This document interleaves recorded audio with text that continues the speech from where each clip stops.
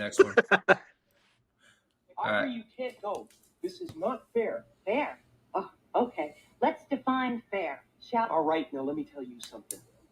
I'm a bad father. Yeah. Yeah, liar. Yeah.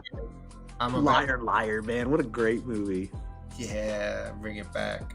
I can't lie. I'm kicking my own ass, and he's beating himself up in the bathroom. I've had better. What's your thoughts on that? Like, that's just... My immediate thought is, I know the movie really well. I've seen it a lot. And now that I'm older and I can kind of skim back over stuff, it's like, in a lot of ways, that was kind of like my dad. Except, like, he never came to the realization, or at least he never admitted it openly to us, that, like, he was just a workaholic. He just emotionally was, like, unavailable for a lot of stuff. And it was because he just worked so much. Yeah. That's interesting. Left a lot of holes, right? Like, left a lot of holes for me. Yeah. I can't speak for my brother or my sister. They're younger. They're quite a few years younger than I am. By the time that they were still like little kids, in elementary school, middle school, like I was pretty much graduating high school. There's an 8-year age gap in there. So like they got a different version of my dad than I got.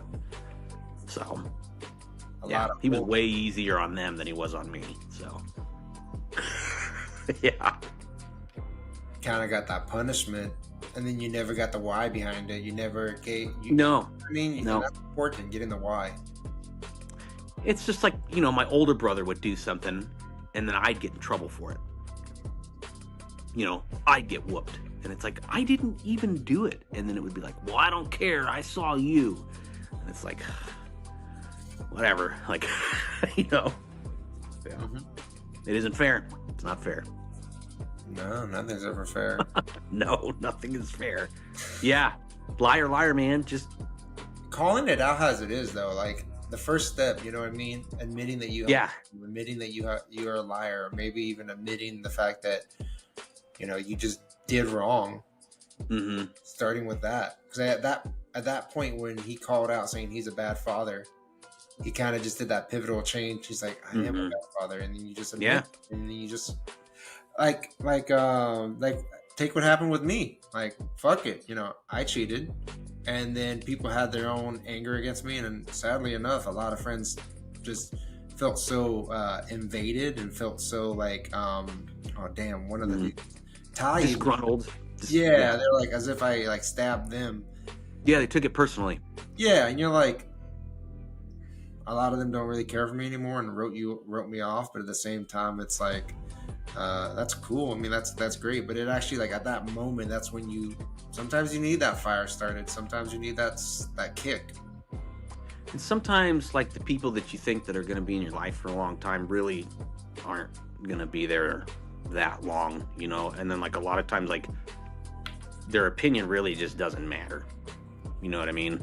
Like, the people that are going to be in your life are, like, the people that continue to, like, pursue to talk to you, or to, like, make an effort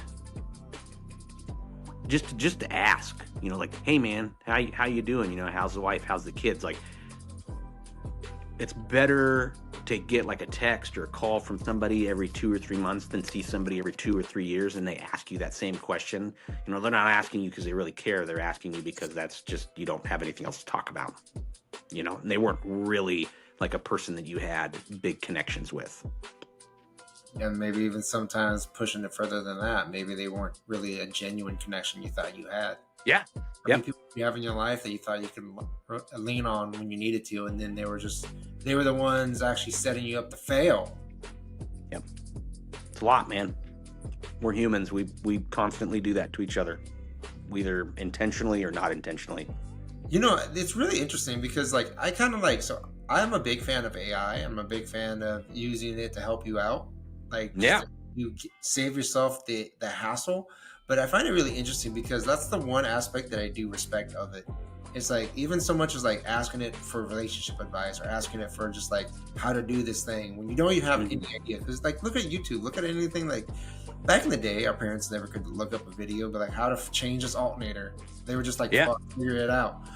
But like taking that analogy and just applying it to just the concept of sometimes it's easier just to know your tools.